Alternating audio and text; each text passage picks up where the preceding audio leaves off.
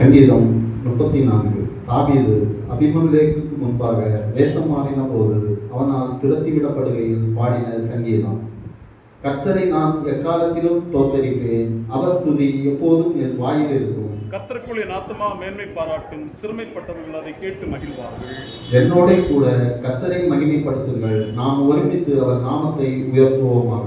நான் கர்த்தரை தேடினேன், அவர் எனக்கு செவி கொடுத்து என்னுடைய எல்லா பயத்துக்கும் என்னை நீங்களாக்கி விட்டார். அவர்கள் அவரை நோக்கி பார்த்து பிரகாசம் அடைந்தார்கள், அவர்கள் முகங்கள் வெட்கப்படவில்லை. இந்த ஏழை கூப்பிட்டான், கர்த்தர் கேட்டு அவனை அவன் இரு கண்களுக்கெல்லாம் நீங்களாக்கி ரட்சித்தார். கர்த்தருடைய தூதன் அவருக்கு பயந்தவர்களை சூழ பாளையம் இறங்கி அவர்களை விடுவிக்கிறார். கர்த்தர் நல்லவர் என்பதை ருசித்து பாருங்கள், அவர் மேல் நம்பிக்கையா இருக்கிற மனுஷன் பாக்கியவான். கர்த்தருடைய பரிசுத்தவான்களை அவருக்கு பயந்திருங்கள், அவருக்கு பயந்தவர்களுக்கு குறைவில்லை. சிங்கக்குட்டிகள் தாழ்ச்சி அடைந்து பட்டினியாய் இருக்கும், கர்த்தரை தேடுகிறவர்களுக்கோ ஒரு நன்மையும் குறைவுபடாது. பிள்ளைகளே, வந்து எனக்கு செவி கொடுங்கள், கர்த்தருக்கு பயப்படுதலை உங்களுக்கு போதிப்பேன். நன்மையை காணும்படி ஜீவனை விரும்பி நீடித்த நாட்களை அபேட்சிக்கிற மனுஷன் யார்? உன் நாவை பொல்லாப்புக்கும் உன் உதடுகளை கபட்டு வசனிப்புக்கும் விலக்கி காத்துக்கொள். தீமையை விட்டு விலகி நன்மை செய், சமாதானத்தை தேடி அதை தொடர்ந்து கொள்.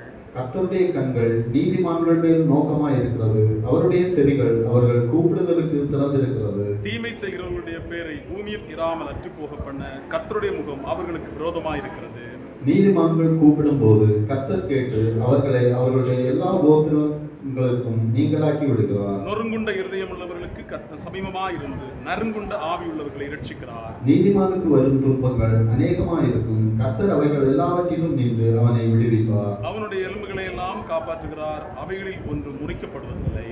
சேர்ந்து வாசிப்போம். தீமை துன்மார்க்கனை கொல்லும், நீதிமானை பகைக்கிறவர்கள் குற்றவாளிகள் ஆவார்கள். கர்த்தர் தமது ஊழியக்காரரின் ஆத்துமாவை மீட்டுக் கொள்கிறார், அவரை நம்புகிற ஒருவன் மேலும் குற்றம் சுமராது.